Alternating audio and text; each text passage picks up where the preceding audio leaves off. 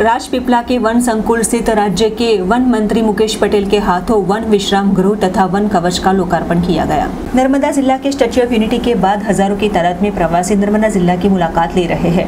ऐसे में वन विभाग द्वारा राजपीपला के वन संकुल में विश्राम गृह का निर्माण किया गया है, जहाँ जापानीज पद्धति से वृक्ष को बढ़ाने के साथ 5 महीने के काफी कम वक्त में वन कवच का निर्माण किया गया, जहां आज राज्य कक्षा के वन और पर्यावरण विभाग के मंत्री मुकेश पटेल के हाथों नवनिर्मित किए गए वैसे आकर्षण का केंद्र बन रहे वन संकुल पर वन विश्राम गृह और वन कवच का लोकार्पण कार्यक्रम का आयोजन किया गया था। नर्मदा जिला माटे के ऐतिहासिक दिवस कई तो खोटू नहीं, कारण के आ कुदरतना सौंदर्यना खोलानी अंदर आज अमरा फॉरेस्ट डिपार्टमेंट तरफथी रेस्ट हाउस साथे साथे देशना वडाप्रधान नरेंद्रभाई मोदी साहेबने जापानीज पद्धति वन कवच वन ऊभું કરવાનું एक सपનું હતું। आज गुजरातनी अंदर 85 જેટલા આવા वन कवच वन ઊભા થઈ ગયા છે। आप જે જગ્યા વનનું નિરીક્ષણ કર્યું હતું ત્યાં ખાલી 5 મહિનાની અંદર જે 2 વર્ષમાં જેના વૃક્ષોનો ગ્રોથ મળે એ ખાલી 5 મહિનાની અંદર આપણે જોવા મળ્યો છે। એટલે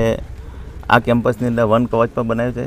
સાથે સાથે આપણે જોઈએ છે કે આયુર્વેદિક વનસ્પતિઓ જે લુપ્ત થતી હતી ત્યારે અમારા जंगल विभागना सब अधिकारीओ लगभग 250 प्रकारना जे आयुर्वेदिक जे वृक्षों से झाड़ो है ये पण आ केम्पसनी अंदर उगायरा है। माल समोट एक सापुतारा पछीनु एक कुदरती सौंदर्यनु स्थळ है।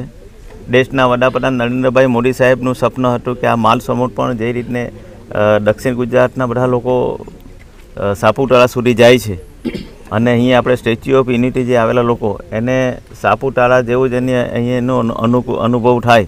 અને સાથે સાથે દેશના વડાપ્રધાન નરેન્દ્રભાઈ મોદી સાહેબે સ્ટેચ્યુ ઓફ યુનિટીથી લઈને સાપુતારા સુધીનો જે હાઈવે બનાવ્યો છે એ ત્યાં માલ સમોરથી જ પસાર થવાનું છે। એટલે લોકોને જે સ્ટેચ્યુ ઓફ યુનિટી પર જે લોકો એક દિવસ માટે આવે છે તો આ બધા અનેક સ્થળો પરથી 4 થી 5 દિવસની એ લોકોની મુલાકાત પર થઈ જાય ને એ લોકોને 4 થી 5 દિવસનો પ્રવાસ પર થઈ જાય।